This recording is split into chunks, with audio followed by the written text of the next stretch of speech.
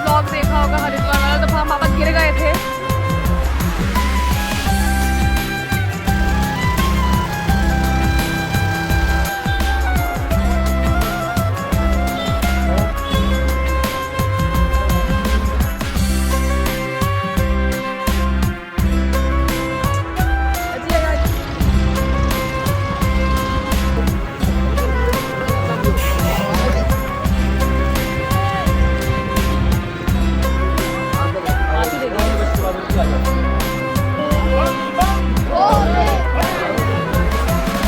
हम लोग गए थे।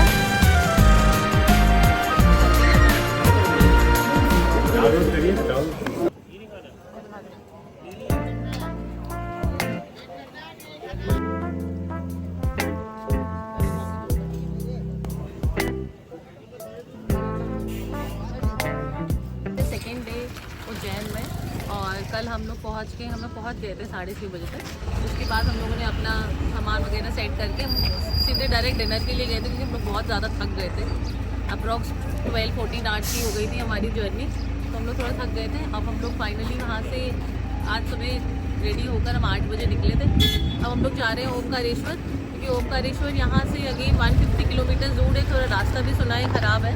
अब हम लोग ने यहाँ से एक टैक्सी हायर कर ली है, जो क्योंकि कल ड्राइव करके ये भी थक गए थे। आओ, तो फिर हम लोगों ने सोचा कि आज टैक्सी हायर करके, टैक्सी का भी बहुत इजीली आपको टैक्सी मिल जाएगी यहाँ से। 3000 रुपीज़ चार्ज कर रही है, क्योंकि हम लोग 4 लोग हैं यहाँ से जाने के लिए, और 3000 रुपीज़ आना जाना टोल और पार्किंग सब इंक्लूड करके उन्होंने बताया। तो हम लोग यहाँ से निकल गए हैं। अभी हम लोग रुके हैं फ्यूल वगैरह लेने के लिए, और फिर आगे बताते हैं आपको कैसी जर्नी है, कैसा रास्ता है सब। टैक्सी जिससे लिया तो उसका नंबर भी डाल देंगे, ताकि रेडीली आपको एक टैक्सी ड्राइवर की, टैक्सी एजेंसी की डिटेल आपको रेडी रहेगी।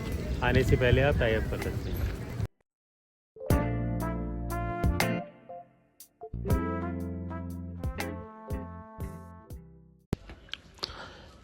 फ्रेंड्स, उज्जैन से ओंकारेश्वर जाने के लिए हमने कैब बुक करी, जिसका किराया हमें 3000 रुपये पड़ा, और अगर एसी पे लेके जाएंगे तो उसका किराया 200 रुपये या 300 रुपये ज़्यादा पड़ेगा। ओंकारेश्वर जाने का रास्ता जो है, वहाँ पे काफ़ी काम चल रहा है, क्योंकि 2028 में वहाँ पे कुंभ होने वाला है उज्जैन में, जिसकी ध्यान में रखते हुए रोड बनाने का और पुल बनाने का काम चल रहा है। इस काम के चलते हुए रोड बहुत ख़राब है, तो आपको एडवाइस करेंगे हम कि अपनी पर्सनल गाड़ी ना लेके जाएं और टैक्सी बुक करके जाएं। टैक्सी वालों को पता रहता है कहाँ से कैसे निकालना है। इस सफ़र में हमें लगभग 3 घंटे से ज़्यादा का समय लगा, लगभग 3.5 घंटे लगे हमें ओंकारेश्वर पहुँचने में।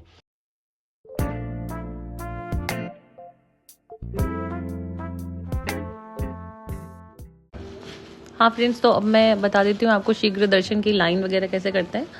तो इसमें श्री ओमकारेश्वर ज्योतिर्लिंग.org के नाम से आप खोलोगे, तो उसमें शीघ्र दर्शन का अलग अलग टाइम स्लॉट आते हैं, तो आपको अपने अकॉर्डिंग टाइम स्लॉट सिलेक्ट कर सकते हैं। उसके बाद वहाँ जाकर आपको लाइन में नहीं लगना पड़ता। फिर आपको 300 रुपीज़, क्योंकि आपने ऑलरेडी पे किए हुए हैं, तो वहाँ पर आपको लाइन में नहीं लगना पड़ता। सीधे मेन मंदिर के बाहर आपको वो आप आ जाते हो, और वहीं से आप दर्शन करने की लाइन में लगते हो। तो आपको 15-20 मिनट्स में दर्शन हो जाएंगे आराम से।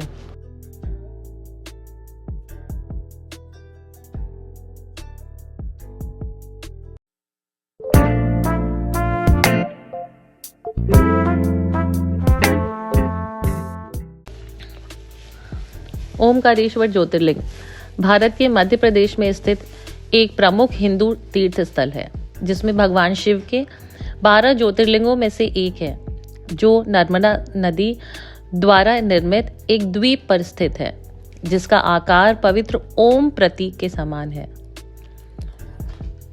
ऐसा माना जाता है कि यह लिंगम स्वयंभू है, इसे मनुष्य द्वारा तराशा नहीं गया है। यह द्वीप नर्मदा और कावेरी नदियों के संगम पर स्थित है, जहां से नर्मदा नदी 2 भागों में बंटकर द्वीप का निर्माण करती है।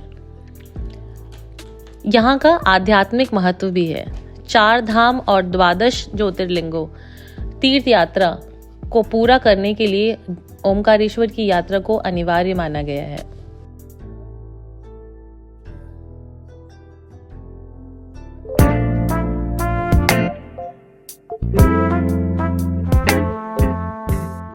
वहाँ पे दर्शन कर आए हैं वो वाले मंदिर पे, और हमें वहाँ से इधर पूरा ये यहाँ से उतरते हुए आना पड़ा, जो बहुत डिफिकल्ट था।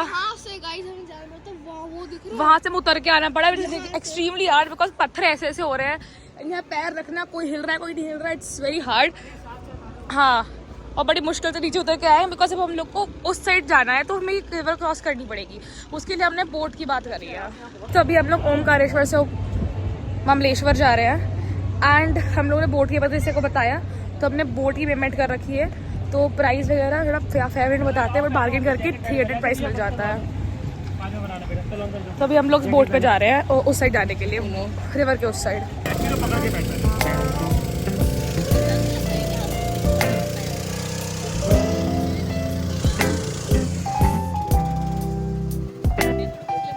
खींच रही हूँ। पुल से हम लोग गए थे, तो हम लोग वापस उस साइड जा रहे हैं वो बोट की हेल्प से।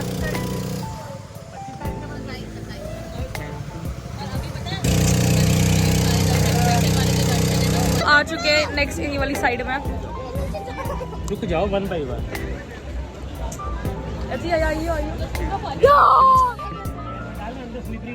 ने व्लॉग देखा होगा हरिद्वार वाला, तो हम पापा गिर गए थे।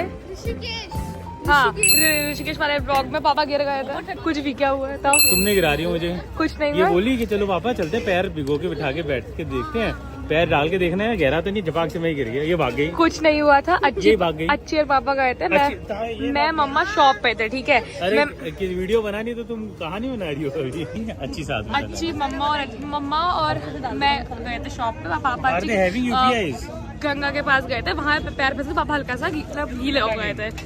कुछ नहीं हुआ था।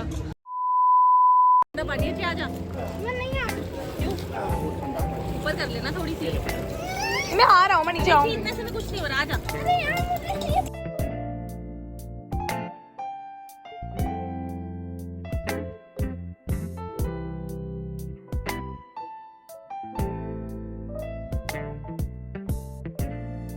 वैसे यहाँ पे लोग नहाते भी हैं, तो अगर आप आओ तो आप नहा भी सकते हो, बट हम लोग के पास मतलब अभी इतने कपड़े लाए नहीं थे, तो अगर आप आओ तो आप यहाँ प्लानिंग से आ सकते हो उसकी पूरी। ओमकारेश्वर से आके, हाँ, रिवर क्रॉस करके बोट से अब हम आके दूसरी साइड पे अब हम यहाँ पे रुक के खाना खा रहे हैं, मैगी खा रहे हैं।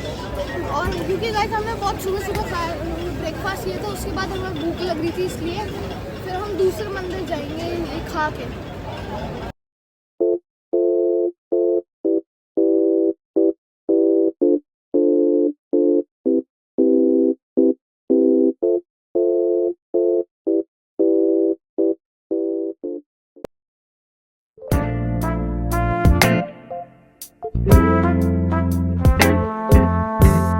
ममलेश्वर महादेव मंदिर, इसका निर्माण महाभारत काल में पांडव भाइयों में से एक नकुल द्वारा किया गया था, जो इसे अविश्वसनीय रूप से प्राचीन बनाता है।